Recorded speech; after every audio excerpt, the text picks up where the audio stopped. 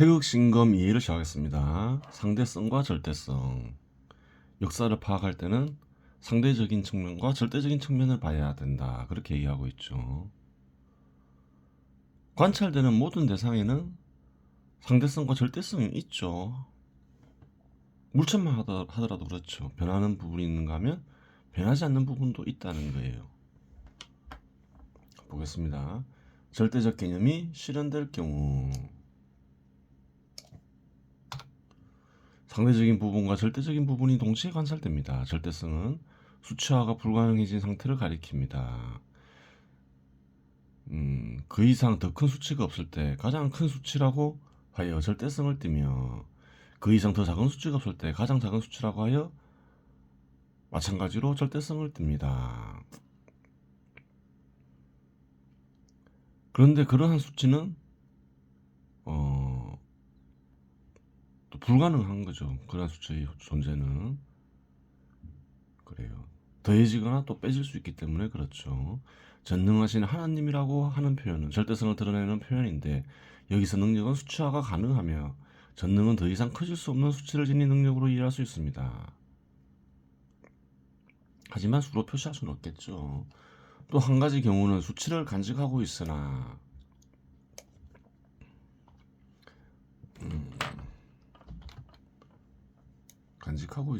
그 자체는 법으로 인식될 수밖에 없는 경우, 즉 식으로밖에 표현될 수밖에 없는 경우 절대성을 지닌다고 하겠습니다. 반면에 어떠한 존재가 수적으로 표시되는데 더 큰 수치나 더 작은 수치로 표시되는 존재가 있다면 상대성을 지닌다고 하겠습니다. 그래요.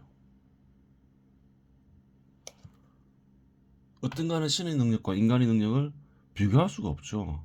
한쪽은 수로 표시되는데 어떤가는 신의 능력은 수로 표시될 수가 없잖아요. 물체의 경우 일정한 조건이 형성되면 중력이라는 절대적 개념이 적용됩니다. 하지만 중력은 식으로 표현될 수 있을 뿐 상대적 크기가 존재하지 않습니다. 따라서 절대성을 띱니다. 하지만 중력은 양을 간직하고 있기에 중력의 크기가 발생합니다. 수로도 표시할 수 있게 되겠죠. 물체는 지표와 멀어질수록 무게가 무거워질수록 적용받는 중력의 크기는 달라집니다. 즉 중력의 적용을 받는 대상은 상대성을 지니게 되는 것입니다. 이러한 현상이 발생하는 원인은 절대적 개념의 표현은 감지할 수 있는 대상을 통해 표현되는데 감지될 수 있는 대상을 통해 표현되는데 감지될 수 있는 대상은 구체적인 질과 구체적인 양을 지니고 있기 때문입니다. 이처럼 절대성은 비교를 통해 최대나 최소를 의미하는 표현으로 사용되기도 하고 필연성을 의미하는 표현으로 사용되기도 합니다. 물론 둘은 다른 것이지만 여기서는 이러한 철학적 문제를 다루지 않습니다. 역사 속에 존재하는 사건들 속에서도 수치가 발견됩니다. 폭동을 예로 들어 보겠습니다. 1919년 3.1 사건에서는 7,509명이 사망했고 1948년 4.3 사건에는 14,032명이 사망했고 그래요. 1960년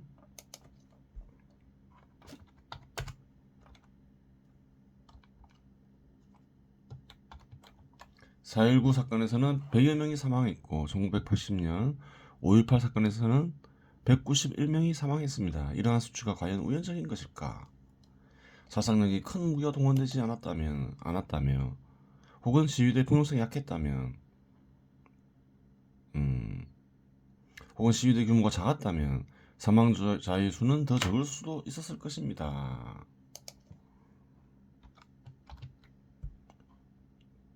반면에殺傷力이 더 큰 무기가 동원되었다면 혹은 시위대의 폭력성이 더 강했다면 시위대의 규모가 더 컸다면 사망자 수는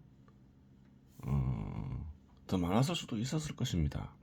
여기서 상대성이 발견되면 공식화가 가능함을 엿볼 수 있습니다. 그렇죠. 식으로 만들어 볼 수도 있겠죠. 여러 요인들을 그래요. 찾아서 폭동도 과학적으로 연구가 가능해요.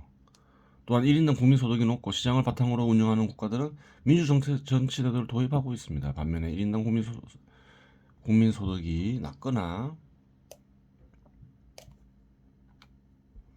시장의 발달이 미숙한 나라의 경우 민주정치 제도를 도입하더라도 실제적으로 민주적 운영이 잘 되지 않습니다. 그래요. 시장 지배 시대에서 시장 지배 시대 제도에서 시장 지배 시대 제도에 입각한 문명이 충분히 발전한 국가에서 민주 정치 제도가 그래도 어느 정도 제대로 실현되고 있는 거죠. 즉 민주 정치 제도의 발전 정도 역시 수치화가 가능하며 상대성을 지녔음을 알 수 있으니 이 역시 공식화가 가능함을 알 수 있습니다. 그렇죠. 요인들을 찾아서 수적으로 표시할 수 있겠죠. 그러면 법칙화할 수 있는 거죠. 자연에 있어서 절대적 개념의 연구가 되는 자료는 동일하게 반복되는 현상 속에서 관찰을 통해 언제든 자료를 쉽게 확보할 수 있습니다. 하지만 역사 속에서 현상을 관찰하며 공식화하는 일은 쉬운 일이 아닙니다. 지나간 사건에 있어서 공식화가 필요한 자료를 얻기 힘들기 때문입니다. 또한 실험에 있어서도 제약을 받습니다. 가족, 정치체계, 군대, 경찰 등 여러 가지 형식들을 통해 절대적 개념을 탐구할 수는 있으나 실험할 수 있는 방법은 없습니다. 따라서 이러한 약점을 극복하기 위해 정밀한 관찰과 깊은 사유를 통해 논리를 정교화시키는 것이 강조되는 것입니다.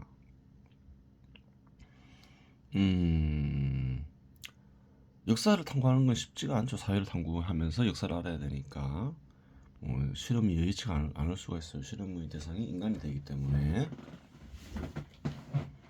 과거를 탐구할 때 어떻게 탐구를 해야 하나. 그렇다고 과거에 대한 진리와 진실을 아는 것이 완전히 불가능한 건 아니죠.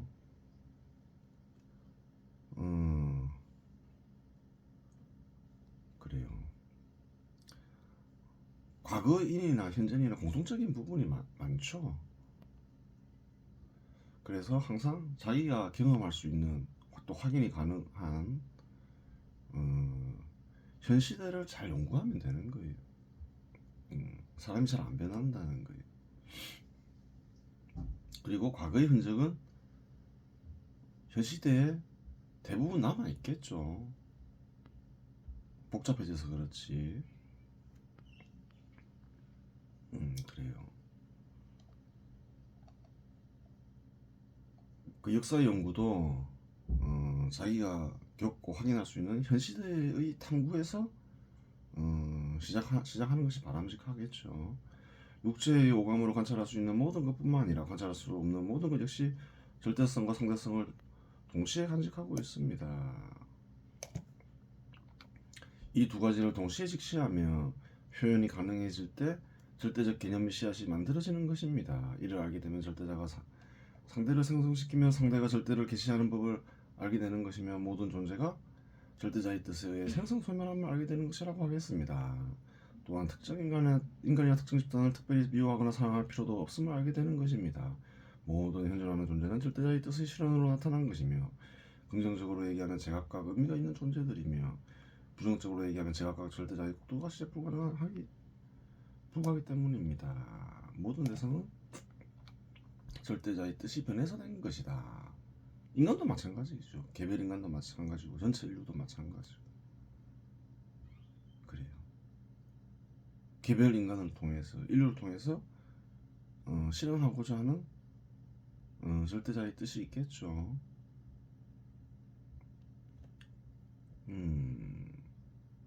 절대자의 뜻이 뭘까요? 절대자가 뭐 활동하기 위해서죠. 인간은 근데 절대자와 마찬가지로 섭리를 인식하고 사용할 수 있잖아요. 그리고 많은 활동을 하죠. 쉽게 얘기해서 창조적 활동을 하잖아요. 그러면서 발전하죠. 그래요. 1차적인 목적은 그거겠지죠. 세상을 이루어지게 하는 존재는 창조적 활동을 하잖아요. 인간을 통해서 또 다른 창조적 활동을 하고 있다. 그것이 절대자의 목적 중 하나다. 그렇게 볼 수 있는 거겠죠. 핵심적인 목적 중 하나다. 일체와 부분, 관계 속에 형성된 전체를 일체라고 하고 부분은 일체 속에서 일정 역할을 하고 일정 비중을 차지하며 존재합니다. 일체를 파악하는지를 가리켜 일체지라고 하며 부분을 깊이 있게 탐구하는 지를 부분지라고 합니다. 일체 속에서 부분을 관찰하며 부분을 통해 일체를 구체화하는 것이 올바른 방법이라고 하겠습니다. 부분을 탐구하는 과정에서 일체를 관조하게 되는 경우도 있겠으나 인간의 수명으로 부분에 집착할 경우 일체에 이르기는 불가능한 것은 아니지만 도달하기는 어렵기 때문입니다. 이렇게 말하는 이유가 있겠죠. 일체를 우선 알아야 된다. 그러면 일체를 알 수 있는 책이 있느냐 이런 얘기를 할 수 있잖아요. 일체지와 부분지 역시 궁극에 가서는 동일할 수밖에 없습니다. 그 이유는 동일한 대상을 다른 방식으로 접근하는 것에 불과하기 때문입니다. 태극신검 역시 일체지나 부분지를 엄격히 구분하여 조술했다기보다는 일체 속에서 부분을 관찰하고 부분을 통해 일체를 구체화하려 했으나 특정 부분을 정하여 깊이 파고들지는 않았으니 분류하자면 일체지에 속한다고 하겠습니다. 그렇죠.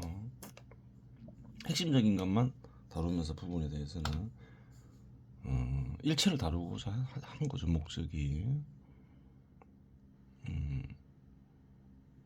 일체의 연구에서 시작하는 것이 옳은 것인가, 부분의 연구에서 시작하는 것이 옳은 것인가 하는 부분은 여건에 따라 달라집니다. 자연현상을 연구할 때에는 이러한 의무는 크게 중요하지 않을 수 있습니다. 인간의 신체를 연구하는데 인간의 전체 모습을 보고 팔, 다리, 몸통, 머리의 기능과 구조를 연구하고 신경계, 골격계, 혈관계 등을 연구하고 세포를 연구하는 것이나 세포를 연구하는 것으로 시작하여 일체를 파악하는 것이나 궁극에 가서는 큰 차이가 없습니다. 이렇게 공부할 수도 있고 저렇게 공부할 수도 있다는 거죠. 하지만 사회현상을 탐구할 때는 여건상 그러한 연구가 힘듭니다. 한번 지나간 현상은 되돌아오지 않기 때문에 정책 결정과 연결된 사회현상을 탐구할 때는 일체지를 파악하고 있어야 됩니다. 역시 또 문제가 되는 게 그러면 일체지가 있어야 되겠죠. 공부할 수 있는. 노무현 대통령 때 시행된 로스쿨 제도를 보자면 사법고시 제도의 폐단이라는 부분에 집착하면 그것이 옳게 느껴질 수도 있습니다. 하지만 사회 전체에 있어서 교육의 역할 및 공직의 공적 개념을 고려하면 그릇된 정책인 것입니다. 그 일체 속에서는 사법고시 제도의 폐단만 보면 이것을 없애는 게 맞다고 생각되는데 또 공적 개념에서 공직을 바라보고 또 교육의 역할을 생각하면 그래요. 예. 잘못된 게 돼버린다는 거예요. 그릇된 제도가 돼버린다는 거예요. 김대중 대통령 때 시행된 여신금융전문법 역시 단기적으로는 경기 활성화라는 목표만 집착하면 그게 옳은 정책으로 느껴질 수도 있습니다. 하지만 역사의 흥망형 성세라는 일체를 고려하면 그릇되는 입법이 되는 것입니다. 그렇죠. 고리를 통한 수탈을 합법화한 여신금융전문법 그것은 잘못된 것이죠. 일체 속에서 보면 잘못된 법이라는 거예요. 기본적으로 충분히 낮은 금리로 대출하는 게 맞겠죠. 그러다 보면 또 대출에서 소외된 인간들이 있을 수 있잖아요. 그런 인간들 어떻게 처리해야 될까요? 더 낮은 금리로 대출을 해주는 것이겠죠. 그게 복지인 거예요.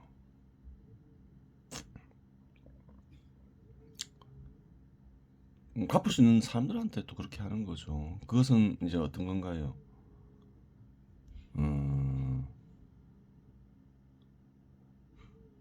고대 농민국가에 있었던 빈민 구제책과 약간 같은 것이죠. 그래요. 빈곤 상태에 빠졌을 때 빌려주고 어느 정도 이자를 붙여서 받잖아요. 정부가 대출을 해줘야 되는 거죠. 금융기관이 대출해줄 수 없으니까. 그래요. 거의 무이자에 가깝게 대출을 해주는 거예요. 그리고 이제 사회가 어느 정도 부유해지면 여력이 되면 그래요. 갚을 수 없는 사람에게 능력이 없는 이에게 일정 부분 무상 공급도 할 수 있는 거예요. 그래요. 그런 게 이제 복지가 되는 것이죠.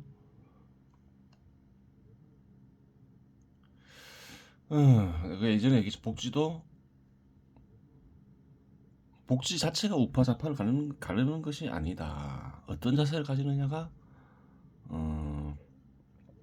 복지에 대한 우파좌파를 가른다. 그렇게 얘기할 수 있는 거예요. 그리스는 사적 영역의 생산력으로서는 감당하기 힘든 공적 영역을 지니고 있었고 이는 2010년 국가 부도 위기 상황을 초래했습니다. 그렇죠. 포퓰리즘 유행하면서 그래요. 사회가 감당할 수 없는 일을 정부가 벌였죠. 이에 지방자치단체들을 통합하고 연금제도를 개혁하며 비용을 줄이고 있습니다. 그리스의 그 당시에 그랬죠. 2017년 당시에 그리스의 사회 혼란 와중에 국민들의 고통이 심해지고 기존 정당에 대한 불신이 커지자 2015년 급진좌파연합 시리자라고 불리죠. 급진좌파연합이 집권하였으나 재정 긴축 정책에는 변함이 없습니다. 지금 없었습니다. 이렇게 얘기할 수도 있겠죠. 2017년에 쓰여진 글이니까. 공적 영역의 크기는 사적 영역이 창출하는 가치 크기에 의존하는 것이기에 민간기업 또 민간기업의 기업에 참여하는 이들에 의지하고 있죠. 세금으로 이루어지니까 주로 유지 가능한 정도의 크기로 줄이는 것 외에는 방도가 없기 때문입니다. 처음부터 공적 영역의 속성과 역할을 알고 일체제에 입각하여 공적 영역의 크기를 규정하였다면 불행을 겪지 않았겠으나 이 역시 부분에 집착한 주관적인 정책 및 법이 불러일으킨 재앙이라고 하겠습니다. 그렇죠. 일체 속에서 정부의 역할을 잘 알아야 되는 거죠. 또 어떻게 유지되는가. 세금을 감당할 수 없이 없고 또 세금을 감당할 수 없는 정부 역할도 아닌 역할을 감당하려 하면 어떻게 될까요? 그 사회가 유지될 수 없겠죠. 온전히. 처음부터 공적 영역 그렇죠 했고 따라서 사회현상에 대한 지혜를 필요로 하는 인간들은 일체지를 어느 정도 알아야 하는 것입니다.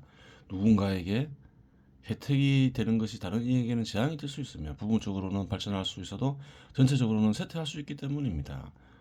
오늘날은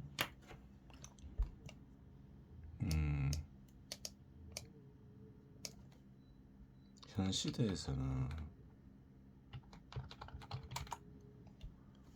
대부분의 국가들에서 모든 국민들이 선거를 통해 정치 영역의 지도층을 구성하는 데 참여하니 국민들 모두 어느 정도는 일체지를 알아야 합니다. 올바른 선택을 하기 위해서는 일체지를 알면 좋다는 거예요. 아니면 하늘나라의 법을 일체지를 탐구하기가 싫으면 하늘나라의 법을 알고 그에 입각해서 판단을 내리거나 그 두 가지 선택이 있는 거죠. 특정한 제도를 도입하고 특정한 집단, 특정한 인간이 집권을 한다고 하여 사회적 의의가 실현되는 것이 아니라 국민들 및 권력의 중심 세력이 사회적 의의를 실현하고자 하고 참된 지를 구할 때 사회적 의의가 실현된다는 사실을 알아야 할 것입니다. 만일 다수의 국민들이 일체지를 무시하고 부분지에 입각해 국가 정책을 결정하고 집행한다면 어느 순간 그릇된 정책을 선택하고 집행할 것이며 이는 모든 국민들을 파탄 속에 몰아넣게 될 것입니다. 그래요. 부분지에 집착해서 계속 앞에서 언급했죠. 여신금융전문법 이런 것을 만들고 또 그래요. 이런 짓들을 저지르는 게 누적되면 결국 사회는 어지러워진다, 혼란에 빠진다, 결국에 멸망할 수도 있다 이렇게 얘기하는 거죠. 태극신금의 경우 일체지로서 정밀성과 구체성이 떨어진다는 생각이 들 수 있습니다. 하지만 깨달음을 연구한 많은 사람들이 일체를 감지하여 일체의 중요성을 주장하였으나 그 누구도 일체의 구체적 형태를 실현하였거나 실현하려는 이는 존재하지 않았습니다. 그런 측면에서 태극신금은 불완전하더라도 인류 역사상 일체지를 구체적 형태로 실현한 최초의 심동소산물이라고 할 수 있습니다.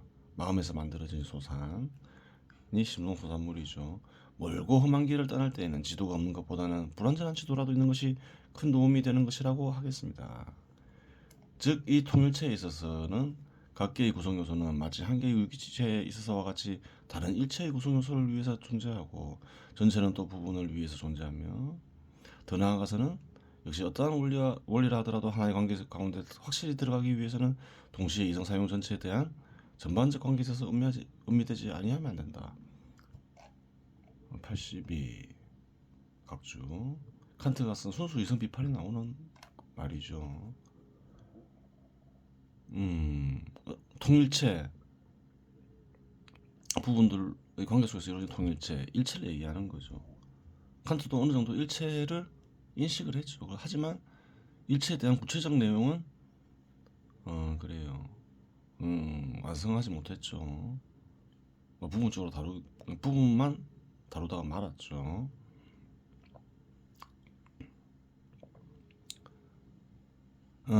부분지에 입각하여 억견을 전파하는 것은 정치, 경제, 사상가들에게서도 쉽게 발견되는 일입니다. 마르크스는 인체에 비유하면 세포, 즉 성품의 분석에서 시작하여 사회를 분석하려 했는데 평생 경제학의 범주에서 벗어나지 못했고 부분지에 입각하여 특정 집단에 봉사하는 이론을 만들고자 했던 것입니다. 마르크스는 경제학과 연관된 책을 쓰려고 했죠. 자본론이라고 하죠. 자본론을 완성하지 못했죠. 자본주의적 생산량식이 지배하는 사회의 부는 상품의 방대한 집적으로서 나타나며 상품에서 시작하죠. 개개의 상품은 이러한 부의 기본 형태로 나타납니다. 그러므로 우리의 연구는 상품의 분석으로부터 시작된다. 경제학을 탐구하는데 상품에서 시작하는 게 맞나? 또 이런 생각을 해볼 수 있죠. 시작이 잘못된 거예요. 상품이건 뭐건 경제경에 속한 거죠. 상품은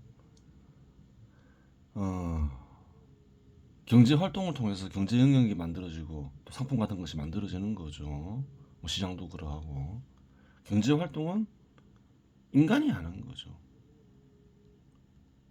그래요. 경제학의 연구는 경제 활동을 하는 인간에서 시작하는 게 맞겠죠. 하여간 뭐 대부분의 사람들은 부분주의에서 시작해요. 그러다가 어느 정도 경지에 이르면 일체를 감지하기도 하죠. 칸트처럼. 왜 구체하지 못할까요? 일체를 감지하더라도 그와 같은 경지에 이르면 이런데 시간이 걸리겠죠. 나이가 많은 거죠. 하여간 뭐 대부분 사람들이 원래 부분주의에서 시작해요. 그러다가 운 좋으면 이제 일체를 감지하는 단계에 이를 수도 있겠죠. 태극신금을 쓴 이는 다른 이와는 좀 구별되는 부분이 있죠. 부분주의에서 시작하지 않잖아요. 우선 일체부터 알고 보자 이러면서 그래요. 일체부터 탐구를 한 것이지요. 그런 측면에서 구별이 되는 거예요. 부분지라고 하여 일체를 설명하지 못하는 것은 아닙니다. 부분 자체가 일체의 부분적 기능을 수행하여 일정한 비중을 차지하고 있기 때문입니다.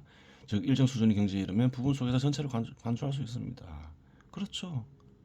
그러다 보니까 부분을 연구하다가 나이 들어서 생이 마감되기 전에 일체를 감지하기도 하죠. 하지만 부분에 집착하면 편향되고 그릇된 주관을 형성하기 쉽고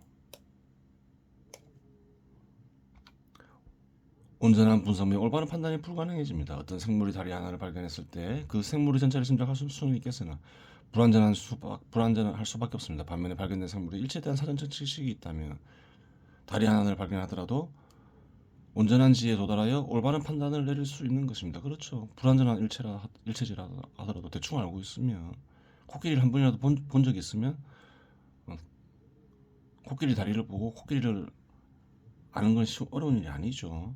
따라서 질을 추구함에 있어 여러 한계를 지닐 수밖에 없는 사회적 현상과 관련된 질을 구할 때에는 일체질을 우선 얻은 뒤 필요할 때마다 부분질을 보습하여 사용하는 것이 올바른 방식입니다. 이는 참된 질을 구하는 방식이기도 합니다. 인간의 의식에 일체가 포착되는 방식은 다음과 같습니다. 관계 속에서 부분들이 종합된 형태로서의 일체, 원리에 의해 분할된 일체로서의 부분들. 어느 정도 두 가지를 생각하면서 일체와 부분을 연구하면 된다는 거예요. 어느 정도 깨달음의 수준에 이르면 위 두 가지 상이 후천적 무화에 새겨질 수 있습니다. 위 두 가지 상은 특별한 내용을 제시하지 않습니다. 그래요. 단지 세상을 바라보는 시각입니다. 일체지의 깨달음에 이르면 모르던 개별 지식들을 저절로 알게 되는 것이라 생각하던 사람들의 경우 실망이 클지도 모르겠습니다. 일체지를 안다 해서 부분지를 절로 아는 건 아니라는 거예요. 그래요. 일체를 알면서 부분을 탐구하라는 거지. 일체를 알게 되면 부분은 절로 알게 된다, 그런 건 없다는 거예요. 불행히도 공부와 연구를 하지 않고 모르던 개별 지식들을 저절로 하는 방법 같은 것은 존재하지 않습니다. 그래요. 일체를 알더라도 공부도 하고 경험도 해보고 연구도 하고 그래야 된다는 거예요. 남은 시간은 태율과 마종수를 보겠습니다. 여기서부터 하면 되죠. 사람들은 뭐라 했나요? 하루에 수만 번씩 헛된 생각만 한다 했죠. 헛된 떠올림을 하면서, 헛된 표상이나 헛된 관념을 떠올리면서 헛된 생각만 한다 했어요. 그 다음을 보겠습니다. 연즉 용무 염야 염호죠. 그렇다고 하여 생각하지 않기를 바라겠는가? 생각하는 것을 멈추기를 바라야 되는가? 불능무염야, 생각을 멈추는 것은 불가능한 일이다. 그래요. 용무식호, 숨쉬는 일을 멈추기를 바라야 하는가? 불능무식야, 숨쉬는 일을 멈추는 일은 불가능한 일이다. 숨에는 들숨 날숨인데 비유적 표현이라 했죠. 들숨은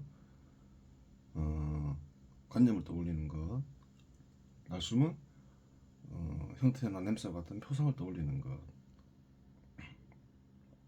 그래요. 막약 즉기 병이 위야. 만약 그 병을 없앨 수 없고 없앨 수 없는데 약이 될 수 있다면, 생각하고 관념이나 표상을 떠올리면서 생각하는 일을 없앨 수는 없지만 이것이 약이 된다면, 그래요. 즉 심식 상의 시, 즉 마음과 숨쉬는 일을 서로 의지하게 만들 수 있다. 그 사람은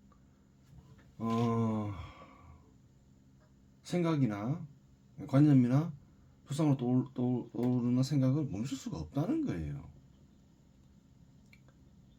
하지만 많은 사람들은 어떻게 수련하나요? 그치라 하니까 표상이나 관념을 떠올리는 것을 멈추는 것을 수양의 핵심 내용이라 생각하는 사람들이 많죠. 잘못된 거라는 거예요. 그치라는 것은 사실은 넉스작용을 그치라는 것인데 어리작용을 일으키라는 거예요. 것이라는 것이죠. 그래서 바른 표상과 바른 관념을 떠올리라는 것이겠죠. 표상이나 관념을 없애는 게 아니죠. 그래요. 고 회강필 겸지조시, 그러하기에 회강 돌리며 비추는 일은 반드시 숨을 고르는 일을 병행해야 한다. 회강은 뭐라 했나요? 어리작용을 일으켜 이런 어떤 거는 신의 마음을 드러나게 하는 일을 가리키죠. 그것은 무엇과 병행한다는 건가요? 바른 관념과 바른 표상을 떠올리는 것. 바른 관념과 바른 표상은 뭔가요? 그러면 진리와 진실이기도 하고 어떤가는 신의 뜻이기도 한 것이지요. 그 어떤가는 신의 떠올림을 드러내는 일에서 그래요. 시작한다. 그렇게 그러한 일을 병행해야 한다. 그래요. 그렇게 되는 거예요. 탐뜻을 보겠습니다. 사람들이 생각만 하면 헛된 생각만 한다고 해요. 생각이 사라지기를 원할 수 있겠는가? 그러한 일은 불가능하다. 마음에 떠올리는 것들이 오히려 헛되는 표상과 헛되는 관념이라고 하여 떠올림을 그치기를 원할 수 있겠는가? 그러한 일 역시 불가능하다. 수양의 핵심 중 하나는 그치는 일이 있다고 하니 과거나 현재나 생각하는 일이나 표상과 관념을 사라지게 하는 일에 몰두하는 이들이 있는데 그러한 일은 불가능하고 결국 바르게 생각하며 참된 표상과 참된 관념을 떠올리는 방법 외에는 없는 것이다. 그러한 이유로 어리작용을 일으켜 어떤가는 신의 마음을 드러내는 일은 바른 표상과 바른 관념을 드러내는 일을 병행해야 하는 것이다. 그래요.